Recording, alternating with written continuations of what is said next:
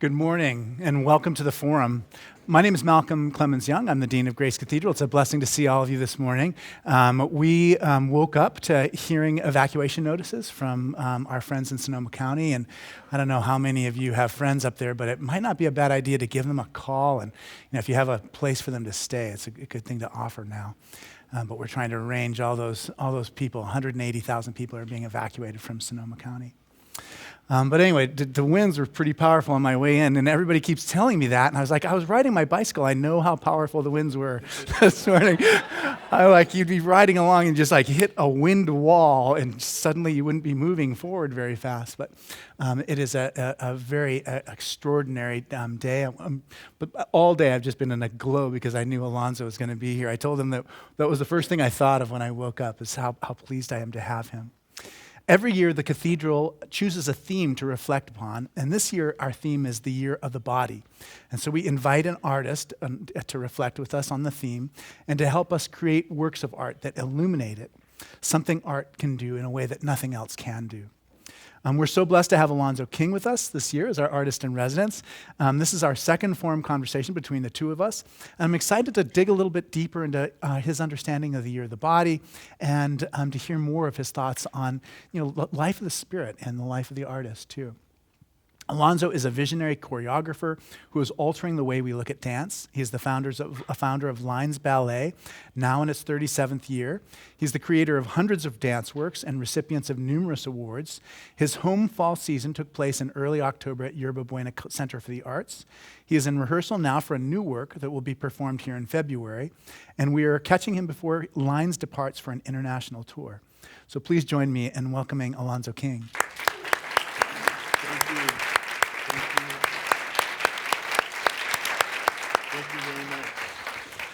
Glad to be here. Yeah, it's so good to have you here. I was thinking about you being a child both in Georgia and in Santa Barbara, and I was just thinking about the landscape of those two different places, and I wonder just what effect that landscape has had on your ideas or on your spirituality or on just kind of the way you look at the world. Part of the reason I'm thinking of this is because of the weather events that we're having here. Not totally foreign to have those offshore winds in Santa Barbara.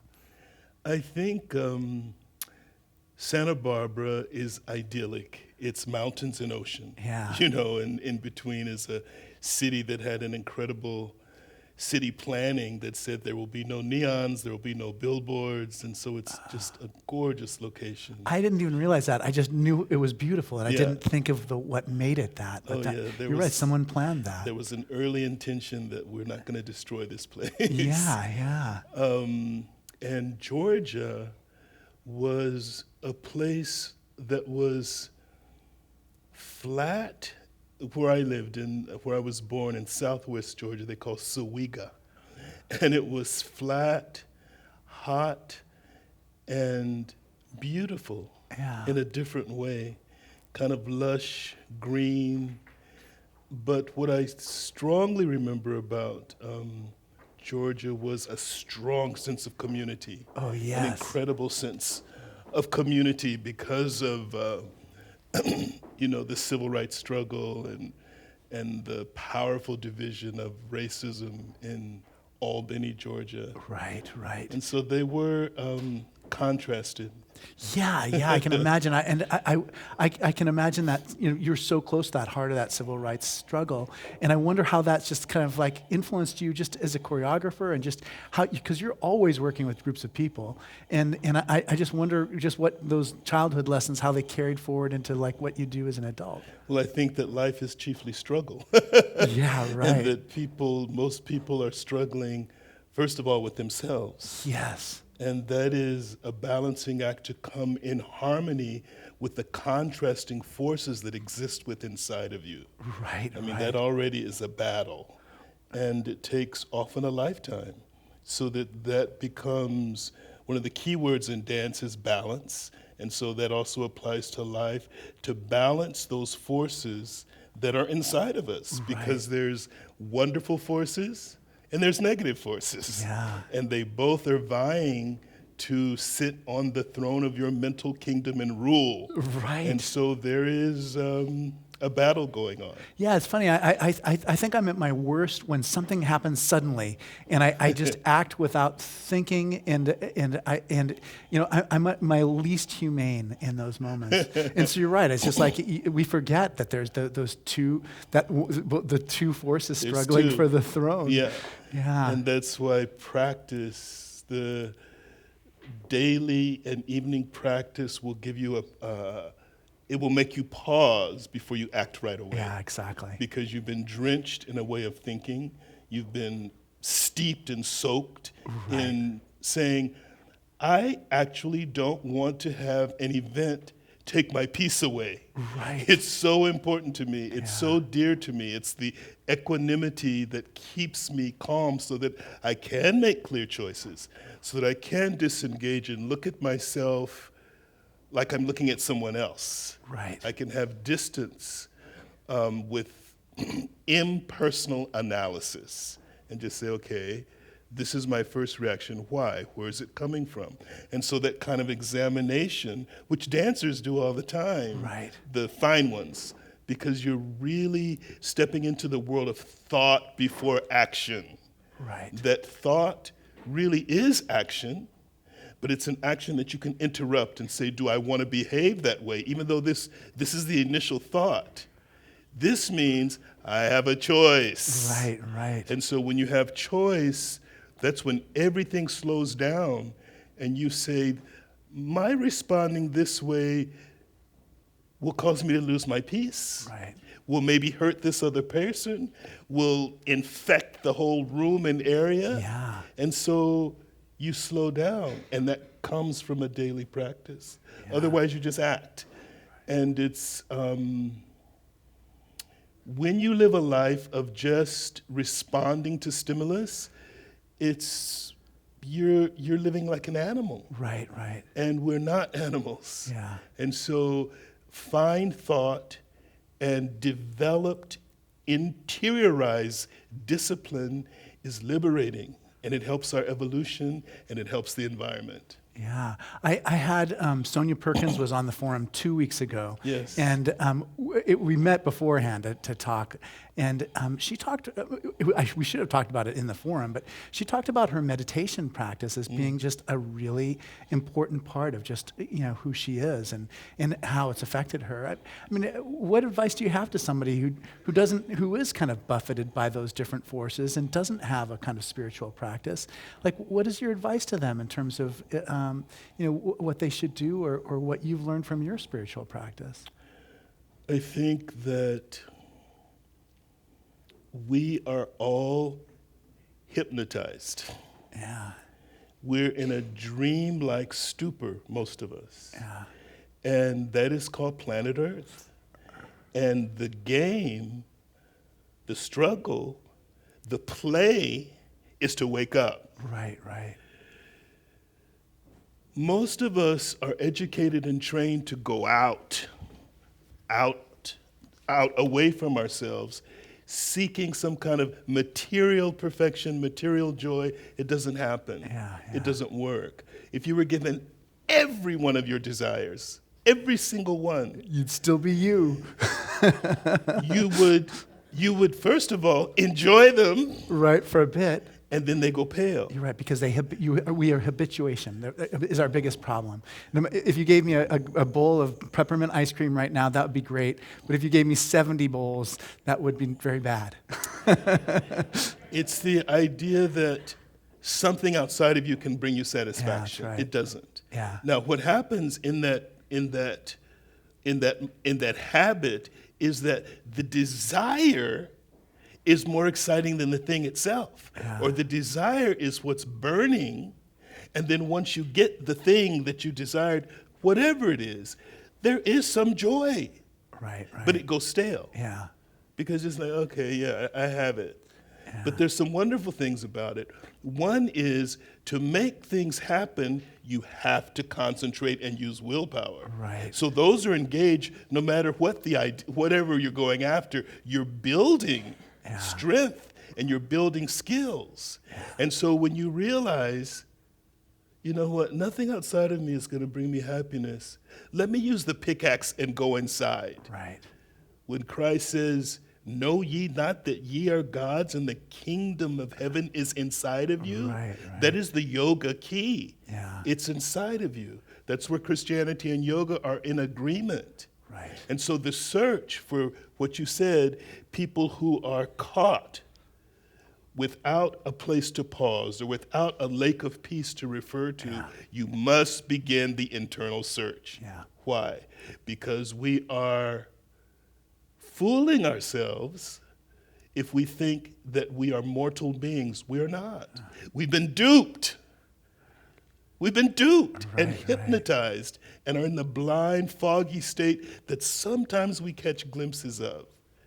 And so going back inside, being still, if everyone in this room right now was able to calm their restlessness, worry, fear, and have it just be gone, bubbling of joy starts to come up. Yeah, it's true. You have to tap into it. And the wonderful thing about it is it's not something that you have to build. It is already there. Right. It is already there. Yeah. And so stillness, be still and know that I am God. God, yeah. Again, a yogic principle. Right. And so stillness and and getting away from the false identification of I am the body. That's the first one. You're not the body. Right. What is the body? It's a package. What do you do with packages when they're finished? You crumble them up, you burn them, you throw them away. Put them in recycling. Absolutely. Spirit. And so we're talking about what? We're talking about what is permanent and what is impermanent. Yeah. What is destructible and what is not destructible. And so I think we should concentrate on what's not destructible. Yeah. And part of the problem, we receive so many more, it's hard to describe to my children, just we're getting so many more sensuous stimuli all the time. And with our cell phones beeping and ringing and buzzing and shaking and constantly drawing us in, it's a very different, I remember. Drawing us out. Drawing us out, exactly. I remember when I was a young man, I worked in the fields outside of town. Mm-hmm. And so there would be no one within a mile of me. And at 5 o'clock in the morning is when I started work and the sun would rise. But I mean, for 8 hours a day to be in that, you really do, you understand that little lake of calm and peace that's within you. Yeah. And I just wonder how we can help people to get to that lake when it's, when their lives are just oriented in such a different way now. Well, you have to make the choice. You have to make a choice. You have to choose that interior life. Because the things you were mentioning before, the bombardment of information and distraction will keep you from having an internal life. Yeah, and keep you from ever understanding that self. And if you close your eyes to the world before discovering yourself, that's a big problem. Yeah. I think about that so often in the suburbs when, families would be so keen on going to church when the children were young. And then as they got into skiing and soccer and all these different sports, they just fell away. And I just thought, gosh, is it more important to have like a developed interior spiritual life, or is it better to be like good at dribbling a soccer ball? And it made me sad sometimes that the kids just didn't have that chance to. It was like a huge section of the middle of their life that was kind of taken out. I think that what's important is that if they left the church, that they didn't leave their spiritual life. Right. And so what that means is this incredible Grace Cathedral and how it affects the community, and people come here for solace. Right. You have to create your own Grace Cathedral inside. Yeah, exactly. The temple is internal. Right. And so whatever your name is, the Kathy Cathedral, the Tom Cathedral, you have to build that inside yourself so that you can go there. Right. You can go there. Yeah, and we need to go there because there's so many things happening around us. I enjoyed so much seeing the performance of your fall work. I was just so moved by it, and I was so blessed to be there. I wonder if you can tell me a little bit about just what the work was and how you made it, and what your hopes were, and what it was like working with the musicians, that kind of thing. Now that I've seen it.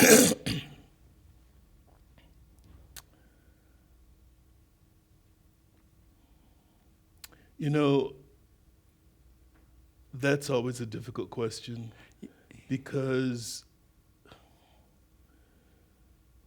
when you spend a life of work, the motive behind the work is a couple of things. One is for your own self-growth. Yeah. You want to keep doing more and better. You want to go deeper. You want it to be more profound. You want it to be more succinct. And so you're interested in chiseling your art so it gets finer and finer and finer. And so that's personal growth. Right. Transformation. Transformation, expansion. The other thing is you want to give something to people, to humanity, that will touch hearts and minds. Yeah. And in that quest, you collect wonderful people who are skilled to work with who have the same intention. Right. And so we're getting together to build a house. Yeah. And we talk about where it is. Is it on the lake? Is it in the forest? Is blah, blah, blah, blah, blah. We Right. talk about location. Yes. Same thing with the dancers in when they're learning shapes and abstractions, they are holding those shapes for information. When they're watching me move, and it may be movements that I've done before, but they're done in a very different way, Yeah. and so they're stepping into your consciousness. So it's the tuning in. Right. It's right. the tuning in that we really want in all relationships. It's usually not much talking. Even with the musicians, it's not much talking. You talk about some ideas, and then that brings up a reservoir of other ideas, Yeah. and then their depths of understanding. They look at the construction after we've talked about the house, and they see where they can contribute and where they can put in, and then the construction starts to reveal itself. Yeah. There's a wonderful thing you can do before you are harried by deadline. Right. And that is to pretend that there is no deadline and you allow the work to speak. And so you're not saying, I want to do this, I want to do that. Right. I don't want anything to look like choreography. Right. I mean, Right, why that's would I funny, want of that? course, exactly. You know? Yeah. And so we work with ingesting the material until it's not Simon Says, but it has become a truth for you, and you live it. Right. And so it's like reading text, not just intellectually, but absorbing it in such a way that it becomes part of your DNA and it's a truth that you have become.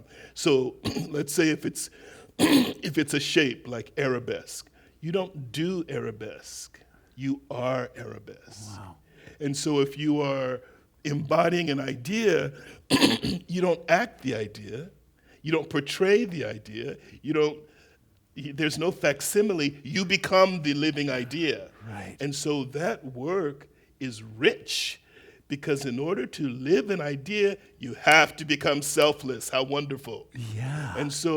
And the joy of that liberation is I stopped thinking about myself. Right. Boy, that was a relief. I know.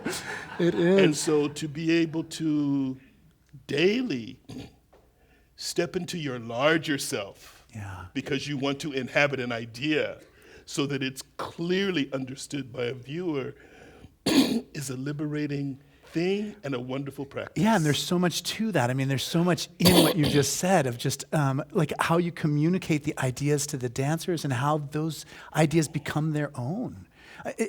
Do you have notations or anything? Like, is there a piece of paper that you write? Like, how do you, or is it just all in your head? It's because you've been doing it for a lifetime. So many times, yeah. Yeah. Well, that's what I thought so many times. I preached on Wednesday night, and I was talking to somebody about it. I said, yeah, this is the 0.1% of all my sermons. Do you know what I mean? It's just, exactly, because I was probably about 1,000 sermons I've done. Yes. And you know, when I think of you, you've done hundreds of performances. And I wonder how it does change now that you're working on, you know, when you did your second performance, that was half of all the performances you ever did. Do you know what I mean? When you did your fourth, it was a quarter of all the performances. Mm-hmm. So now that you're where you are now, how does it feel different than, you know, when you first started? Are you more confident that it's going to come? Like, that's one of the differences for me. Like, if I sit for a long enough time, I know a sermon's going to happen. Whereas before, I wasn't completely sure that was going to work out that way. Right. But how is it different to you working on now than it did when you hadn't done as many? I think that something about now is when I relax and it's just as much fun as when I began. That's good. So it's again getting to that place of stillness. Yeah. And I think that also there's something about now where I'm urgent to make as many babies as possible before I have to leave planet Earth. Yeah. And so there's, I want to choreograph, I want to make more, I want to paint. Right, exactly. And you don't want to, these ideas that you continue to have, you don't want them to be lost.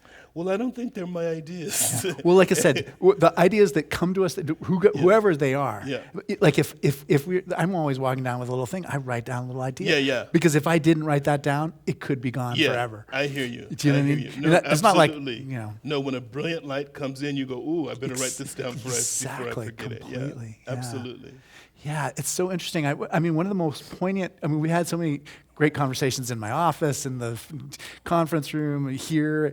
One of the most poignant moments was when a woman, I don't know if you remember this, but she was talking about kind of like ideal body types, and she had a teacher who had told her that she was too tall. Yes, when at the forum one time. Yeah, yes, exactly. Yeah, and you were talking about talent as being something totally distinct from like body type.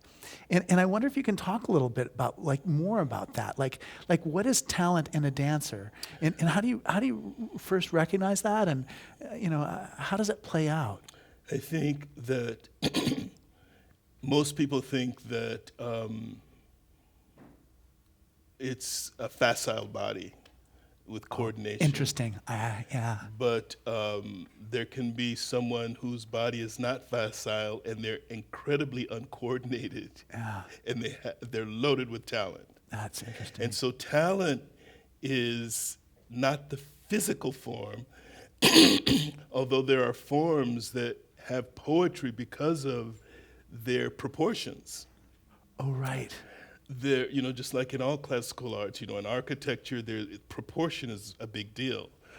But that has nothing to do with the richness of art making. The talent, real talent in any profession is about 8 character traits.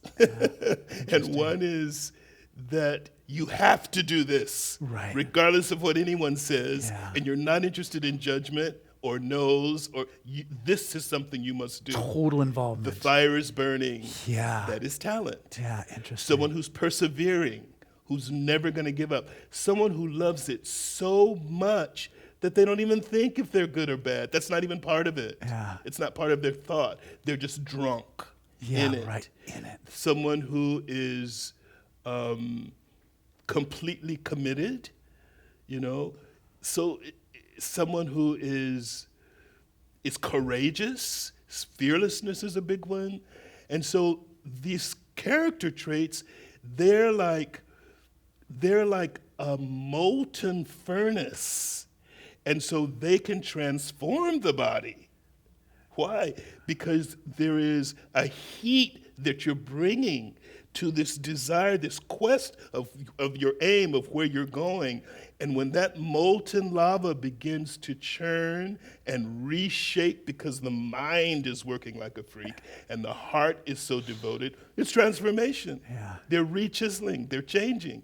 It's like, the human being, even in our most stubborn habits, with fire, they can be readjusted. Right. And that fire is real talent. It's the real commitment. It's the real, I'll jump into the volcano. It's the total. That's talent. Yeah, it's so interesting because one of the things we've talked so much about is just like discipline is just and that's almost like what makes that discipline possible is like having that the character. I love that. That's a word we don't use enough. That's what it boils down to. When you're looking on stage, well, in whatever discipline, but in dance in particular, when you're seeing someone on stage, you're seeing who they are because you dance your consciousness. Yeah. You can't hide. And you can see who's afraid, right, who is generous, Yes. who is fearless, who's posing, Yeah. who wants to beguile you, Yeah. who's interested in you liking them, Right. and who's the giver. Yes. You can't hide. You know, it's so funny. I feel that way. Like when we have a funeral or a Yes, wedding, yes. there's something about the person's personality, the wedding couple or the person who died, that comes out, whether people want it to or not. And sometimes it's the most beautiful thing. Like you say, it's just like, here's an extraordinary, generous soul who's, so full of light and love, and that comes out. And sometimes it's not the good things that come out. You know what I mean? Yeah, I was thinking the other day how dogs really are like their owners. That's really true. It's really true. Yeah, I've got to say, I'm always kind of partial to pet owners because there's something about caring for another being. Oh, I love dogs. Yeah, I feel the same way. Maybe you could talk a little bit about teachers that you've had that are kind of still with you. I've been so conscious of it. I had an old classmate wrote me a letter yesterday from Paris, and I just started rehearsing all the people we had, and a lot of them have died now, and so but their thought and what I've learned from it is with me almost every day. On Wednesday when I preached that sermon, I mentioned William James, who I'd learned about from Richard Niebuhr, and but I wonder what teachers are with you, or if it's just something that they gave you what you needed to give, and now you're so far off on your own trajectory that they're not part of your consciousness anymore. I think that everything is a teacher. Yeah. Every single thing, the tree, the blade of grass, the wind, your failures, mistakes you've made, successes, the way people behave, watching other people. I know that you can see the mistakes of other people, so you can say to yourself, ooh, I don't want to go that route. Yeah. This person was seeking happiness. They took drugs. It didn't turn out so good. Yeah. And so I say, every observation is teaching you. Yeah. There are, of course, people who have inspired me greatly, from little kids and regardless of the dance profession, just human beings. And again, it's when I see sincerity, real sincerity, I'm stopped. When I see humility, I become incredibly still and just observe it. Kindness and sincerity, those are great teachers. Yeah. It's just cruelty because Right. it's like, oh, I don't want to be that way. Yeah. And I don't want to be that way to myself either. Right. So I think everything is a teacher. I mean, everything in life is full of meaning. Yeah. And so in a true education, we understand what things are conveying, Right. what truths they are conveying from plants, animals, nature. It's all teaching. Yeah, and if I dwell so much on that relation to those particular people that I had at that formative moment, then you're right. I can be closed off to what's being offered to me right now. There is one particular teacher I had who wasn't keen on the science of academics, but she was happy. And to this day, I think, I want what she has. Yeah. She had an interior joy that she carried with her all the time, and it was really real. Yeah. She was much older than the other teachers, and I could just see it. I could smell it. Right. And I thought, she's got it. Yeah. And I never forget her. Yeah, exactly. And each moment we're having possibilities of interactions like that. And there is something about that person that has that character. It's so special. It seems like a gift from God, to have that confidence, that humility, that kindness. Because we understand rationally that we should be that way. It's just, and I guess we are on our way to getting like that in our little stuff. Yeah. Some of my favorite conversations that we've had have been about music. Like, what is music? Like, you talked about music as like, almost like, I remember you talking about music and light as being just kind of like what everything is, Can you talk a little bit about just like how you work with the musicians? The musicians maybe on the fall projects, and then, what are some of the things that excite you about working with the men and boys choir, and what things are maybe nervous about in terms of working with them?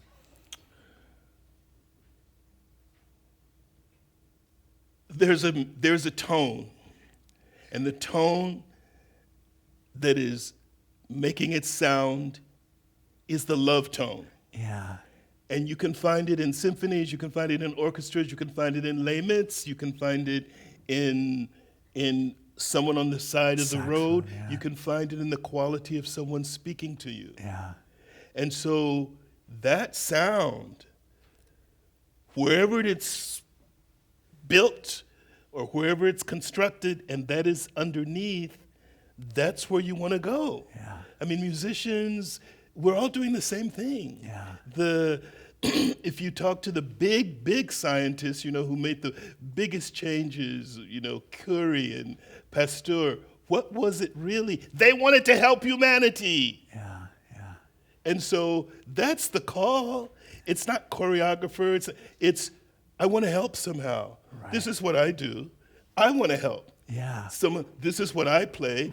Right. I want to help. Yeah. And so we're all playing some instrument, and those who want to contribute and those who tune in to that harmony, that divine flute of Krishna's that's playing, Yeah. those who hear that sound, they're clearly recognizable, and you work together. Right.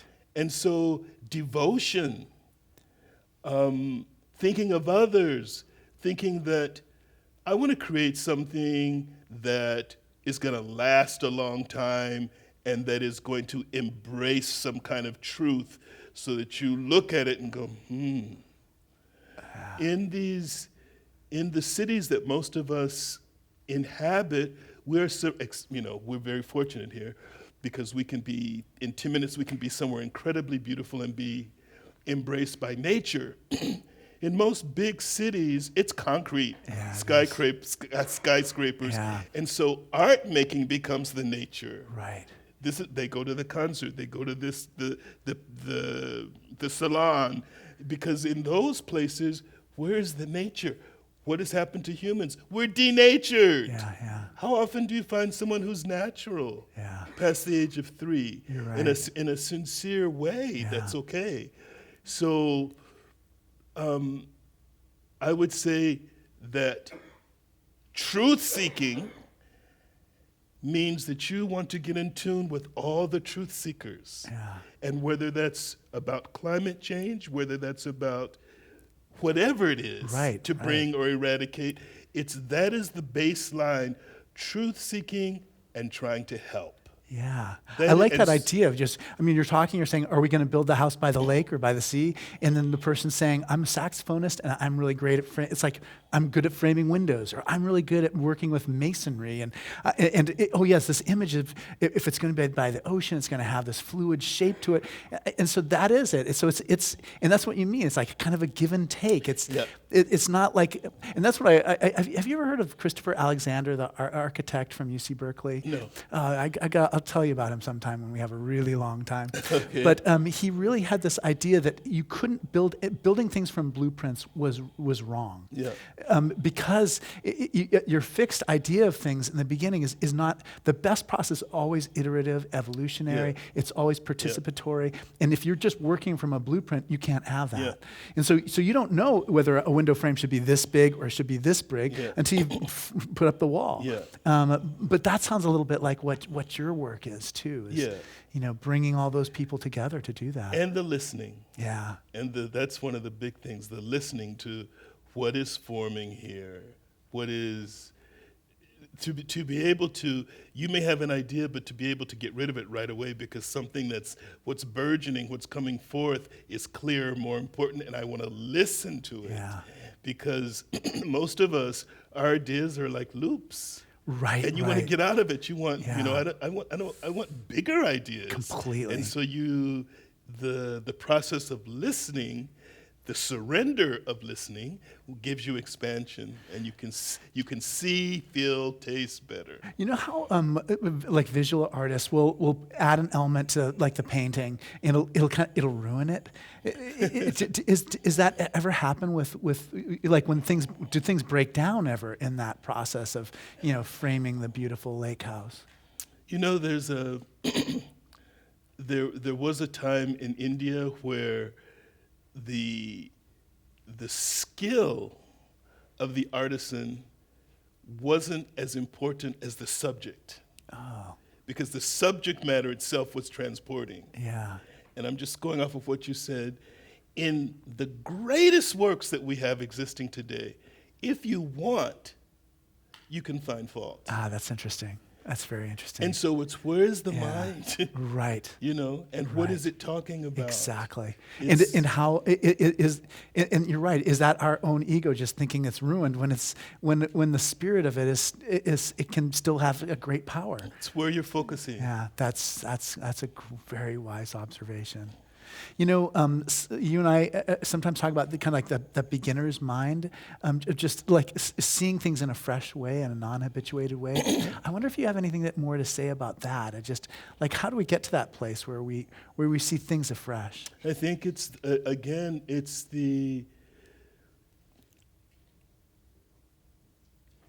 when you're able to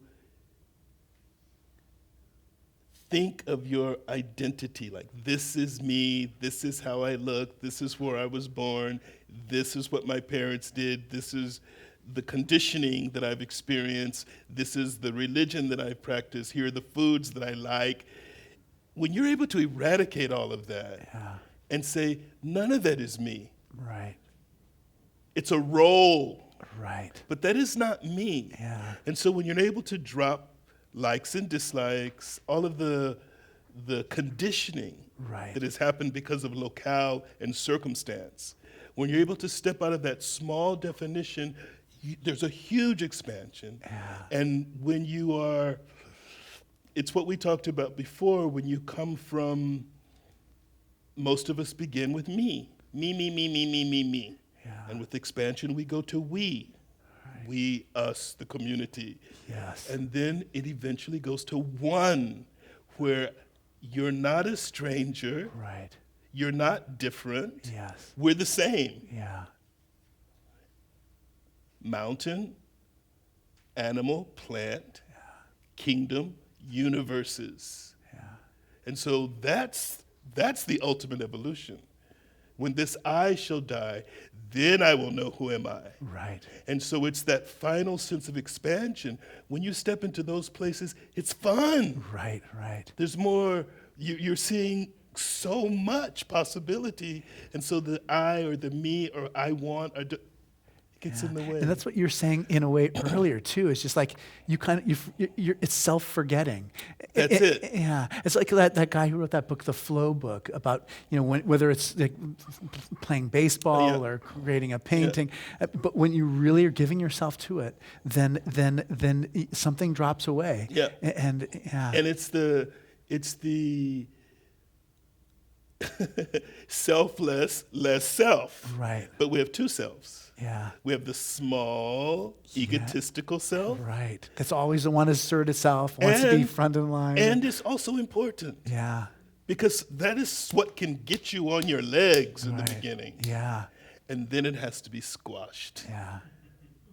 But it is what will get you on your legs. Right. And then there's the point where you, I forgot what I was going to say. Yeah, no. So there's the small self and the big self. Thank you. Yeah. So there's the small self, what we call the ego self, and then there's the soul nature. Yeah. And that, again, is the paradigm, that is the enigma that we've got to figure out for ourselves, that I actually am a soul, and a soul is perfection. What do people think? Most people think when they're kids, I'm going to do something great in the world. Yeah. I'm going to transform this, or I'm going to be this or that. The greatness is getting in touch with your soul. Right, right. That's it. Yeah. That's it. And so all the things that people are saying they want from fame or fortune, blah, blah, blah, what are they talking about? They're talking about omnipresence. Right. Omnipotence, Yeah. omniscience, those are ours. Yeah. Those are our inheritance. That's what they're talking about. That's what they really want. They say fame, but it's omnipotence. Yeah. And so that has to be reclaimed by letting go of the false identity and waking up from the sleep Yeah. that we're in. And receiving the gift that is our life. That's right. Yeah, I constantly think we're constantly being given so much, and yet it's almost like we're not going to look at it. Absolutely. You know, it's just. Absolutely. Yeah. That's really true. Yeah, even today, as I was riding that bicycle in, I mean, the bay is just like alive. I mean, the surface of the water, I mean, at Fort Mason, it's just like, it's churning in a way that's just completely extraordinary and beautiful. And that's why gratitude will wake you up. Right.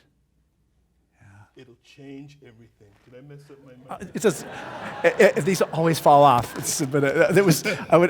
so glad you did that. That was so great. I have other people who do that.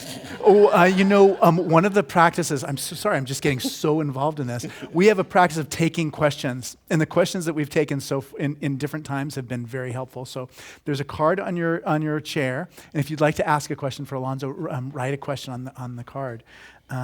Because it's. Can you hear me? Yeah, they'll adjust the sound, and it's perfect right where it is right now. It's almost. So, Gratitude. Yeah. Gratitude. You know what I love so much when I talk to you? It's just there's a superstructure of ideas that kind of helps you understand like your artistic challenges, and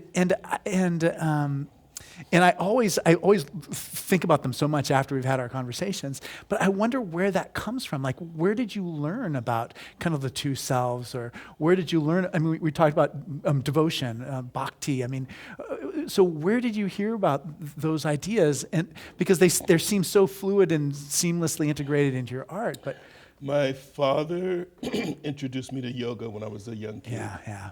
And that was it. Yeah, that is. And one time, I had an uncle who I did not get along with at all. And I was in the car with my mother, and we were talking about that dynamic between him and me. And I didn't get along with him because I liked him so much. Yeah. And she said, suppose he was your father in your next life. And that idea freaked me out so much. And I was so nice to him. Good morning, Uncle Paul. Oh, that's great. Because she said, what you love and what you hate are brought back to you. Yeah. And that fixed me. There's so many times. I mean, I think that's part of like our presidential situation is that I think the things that we hate about Donald Trump are just like our own things. Do we just see it in somebody else in the world? And so there's that element that's mixed up in all this. All right, Alonzo, I love your broad vision and insights of people in life. Where did you learn and intuit this? Are there particular books that have had an impact, or have you learned mainly through your own observations? I would say that that was a pen, right? Yeah, it was. The book that transformed my life was Yogananda's Autobiography of a Yogi. Yeah. By Paramahansa Yogananda. I'm going to go back to that because you're right. That's come up a few times. I have one of the poems that you sent me. I'll close when I'll read that. Oh, great. Yeah, this Yogananda poem. Great. That'll be the last thing we say Beautiful. together. Your words are wonderful, so much wisdom. What is your greatest personal struggle? Greatest personal struggle. There's so many. Yeah, I know. It's like, where do I begin? Greatest personal struggle. Greatest personal struggle.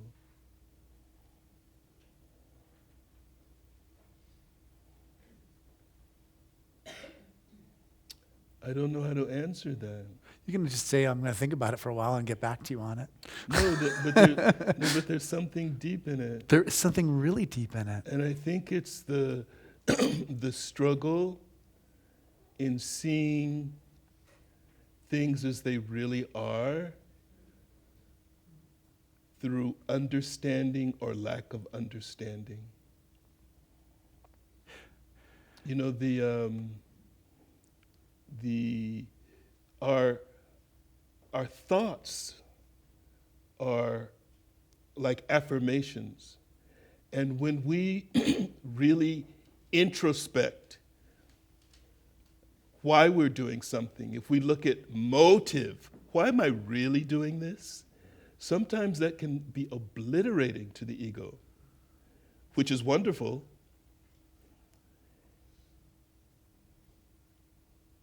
And it's that everyday attempt to not identify with this small, teeny form.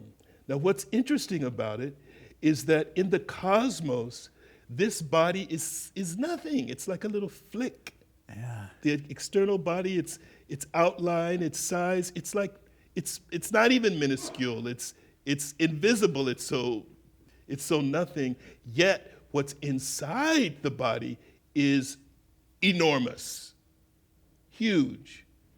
And so that's interesting. This teeny little grain, but inside, because it's a microcosm of the macrocosm. So space is not the final frontier. Inner space is, not outer space, inner space.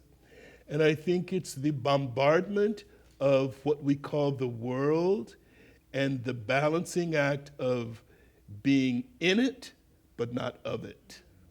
Is a very fine line. To be in the storm, but have peace.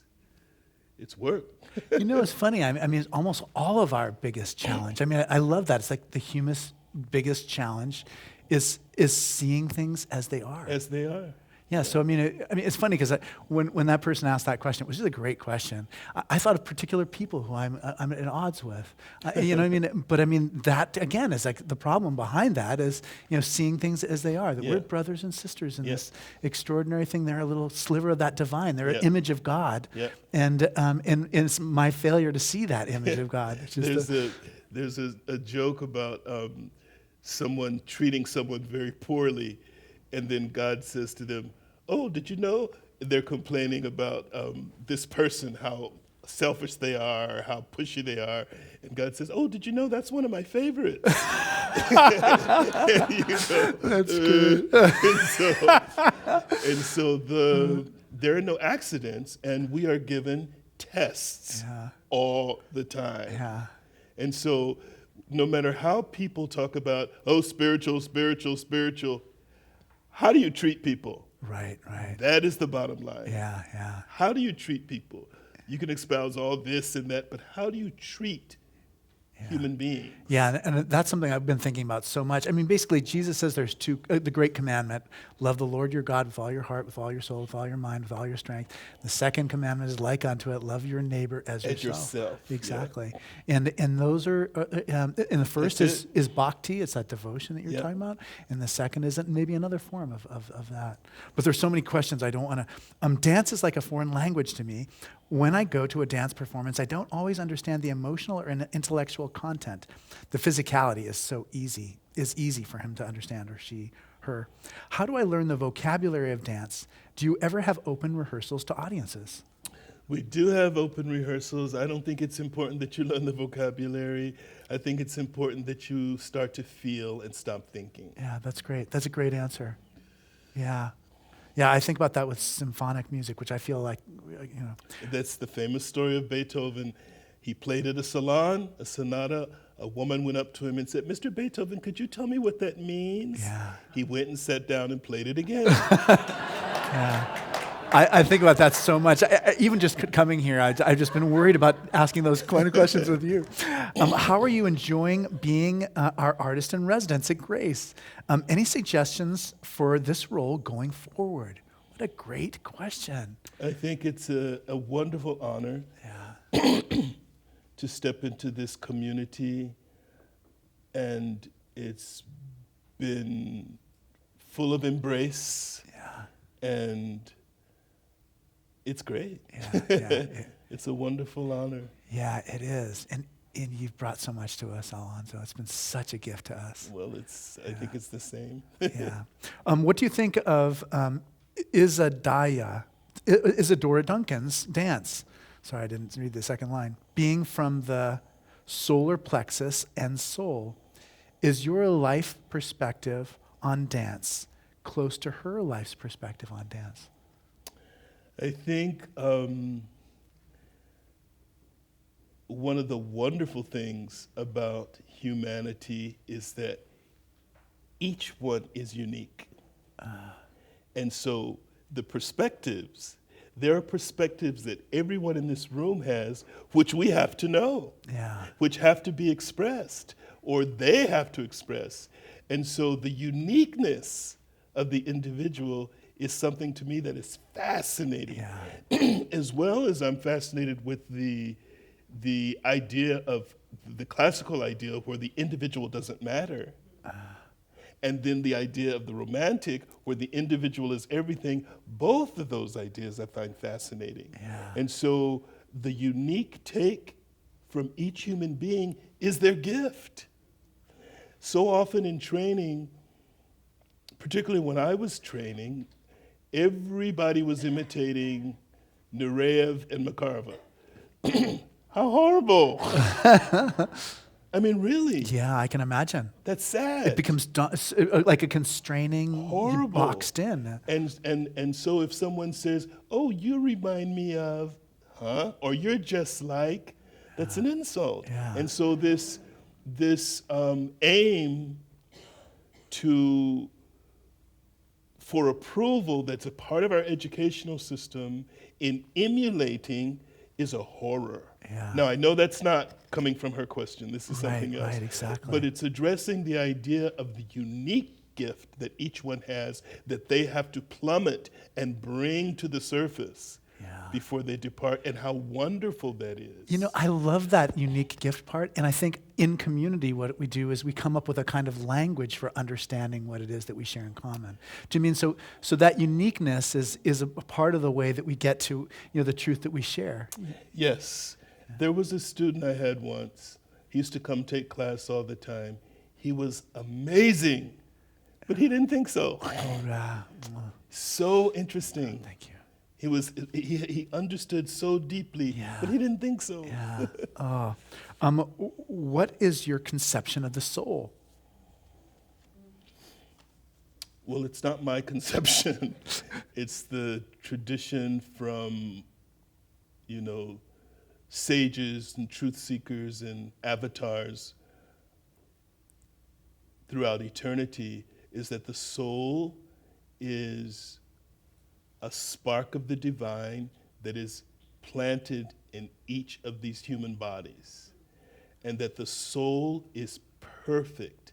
That's why the person feels that there is perfection inside, because of the soul's presence. The soul is the light, it is the intuition, it is the conscience. If you're listening to your conscience, it is the illumination that comes to you. It is the warning that can come to you. It is the beacon that's saying, you are an alien here. You are a visitor. Come home. Come home. And if the biggest struggle for all of us is not seeing the world as it is, the soul is here to help us to see how That's it right. is. So dance and art and life are expressions of soul. So the beauty of all is you are enough. When do you see you are enough? When you realize that you're the soul. When you realize the soul. Because, again, everything that we're looking for is put in these little packages that don't work.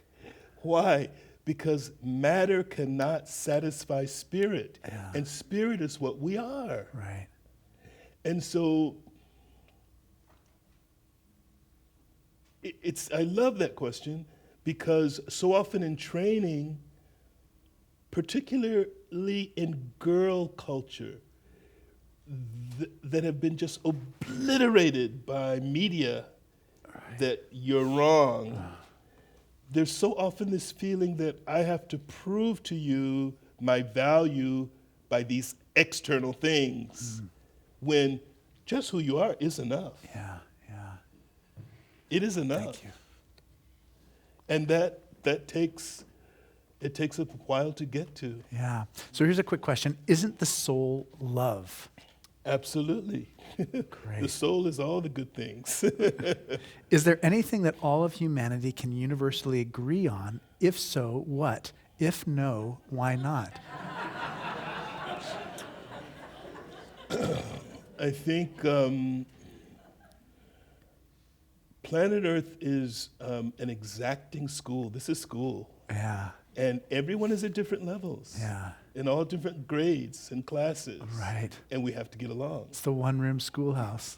There was a, there was a question put to a priest once, and they said, "Do you guys practice any severe disciplines?" And he said, "Yes." And they said, "What?" He said, "Communal living." It's hard. It is hard. And so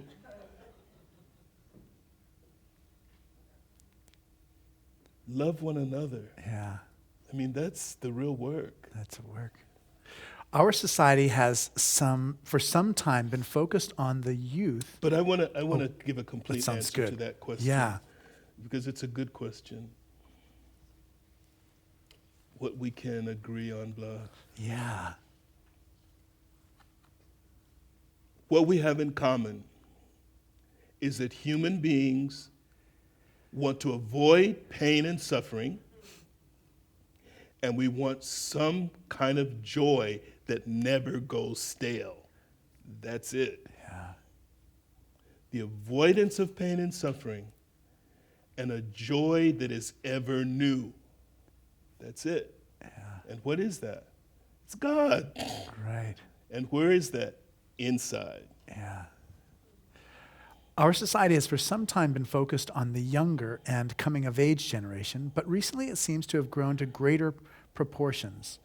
Given this, could you comment on the aging body as an instrument of expression, its potential for both technical skill and art? Read it one more time. Yes. Our society for some time has been focused on the younger and coming of age generation, but recently it seems to have grown to greater proportions. Given this, could you comment on the aging body as an instrument of expression, its potential for both technical skill and art? So the aging body. Yeah. O eternal youth of body and mind, abide in me forever and ever. Yeah. There is, again, it's the misplacement. People think in dancing, you're training the body. No, you're training the mind and the heart. The body is really subtext. Right. You're training the mind and the heart because those are what? Those are the fire instruments that make change. Yeah. And so in that same way, we have a separation in society. I think anyone is fortunate to have been around their grandmother, grandfather, or great-great-grandmother and grandfather. That wisdom that they pour to you, that poise that is in their lives is remarkable. And when you go places and you see the separation, talk about segregation. Right, When right. you see Oh, yeah. where are the little kids, Right. where are the old people. Exactly. Our society is so segregated It's just by age. It's shocking. It's shocking. And so again, we're saying the shiny object is the important object. But no, what are we? We're souls, and it's always resplendent. Yeah. It's always, that is there. And so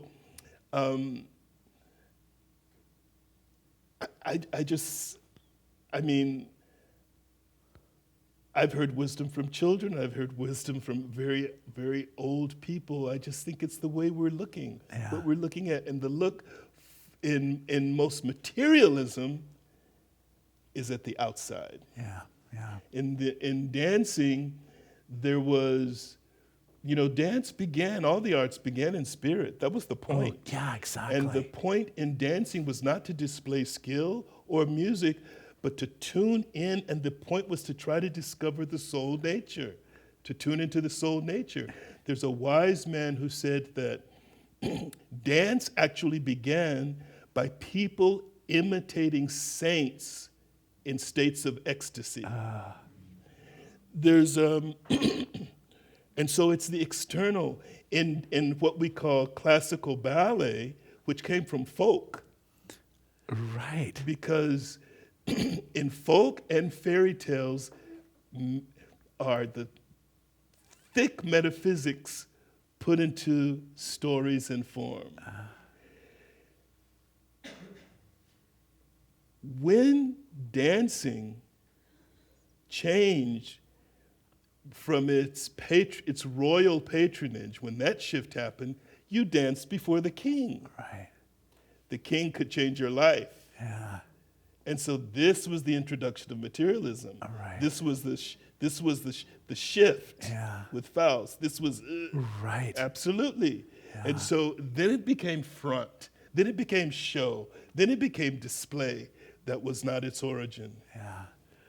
I've been thinking, I mean, in this last year where we've been focusing so much on dance, I have been thinking so much about just like the spiritual origin of dance and just how things that should be for everybody become professionalized. And so I'm sitting on, in the top bleachers watching the dancers on the stage so far away. You were in the bleachers? I thought you had a better seat. No, I like the bleachers. I love it.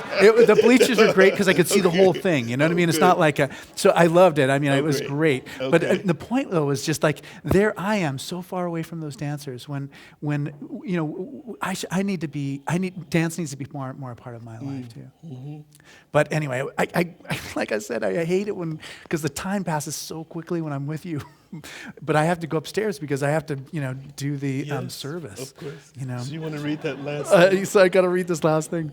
I wanted to, originally we were planning on having Alonzo preach today, and we had to make some changes in the schedule. But I'm hoping you're going to come back and preach in like January or sometime. I think that's what Rebecca said. Yeah, Perfect. Like Martin Luther King. Oh, Day that's or something great. Like that. Yeah, that'd be great. So if you, I think it'll be fun to hear you then. So today the preacher is Alan Jones. He was one of probably the best preachers of his generation. So he's upstairs at 11 o'clock. So please join us there if you can.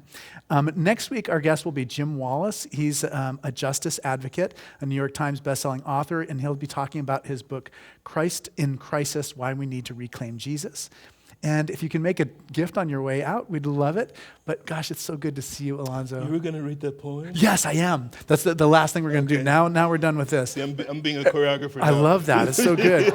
Everybody's going to want to clap for you, but before they do that, I'm going to read the Yogananda poem. And imagine, like, I've gotten the best emails from Alonzo. I just want to keep them all. I should publish them as a book. Letters from Alonzo. So here it is. From the depths of slumber, as I ascend the spiral staircase of wakefulness, I whisper, God, God, God. Thou art the food, and when I break my fast of nightly separation from thee, I taste thee and mentally say, God, God, God. No matter where I go, the spotlight of my mind ever keeps turning on thee. And in the battle din of activity, my silent war cry is ever, God, God, God. When boisterous storms of trials shriek, and when worries howl at me, I drown their clamor, loudly chanting, God, God, God. And when my mind weaves dreams with threads of memory, then on that magic cloth, I find embossed, God, God, God. Every night, in time of deepest sleep, my peace dreams and calls joy, joy, joy. And my joy comes singing evermore, God, God, God.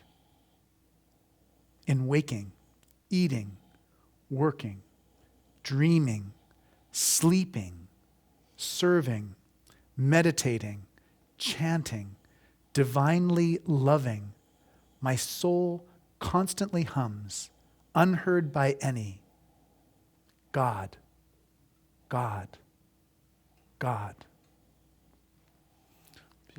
Well, thanks for that message to us. And thanks so much for being our artist in residence. We're looking forward to the performances in the new year. We're And working on those now. yeah, oh, it's so great. That's so great. Thank you so much for Thank being you. here. Thank you. It was good. Thank you.